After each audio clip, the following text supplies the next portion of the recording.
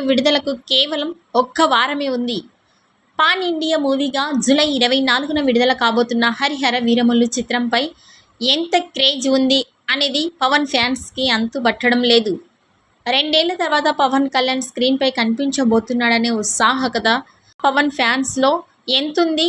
హరిహర వీరమల్లుకు మొదటి రోజు ఓపెనింగ్స్ ఎలా అందబోతున్నాయనే అనుమానాలు కామన్ ఆడియన్స్ మదిలో మెదులుతున్నాయి.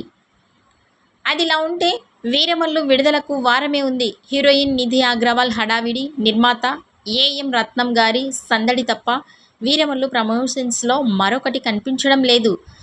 పాన్ ఇండియా మార్కెట్ పక్కన పెట్టండి, తెలుగు ఆడియన్స్కు నిధి అగర్వాల్ ప్రమోషన్స్ సరిపోతాయా? ప్రీ రిలీజ్ ఈవెంట్ గొప్పగా అంటున్నారు.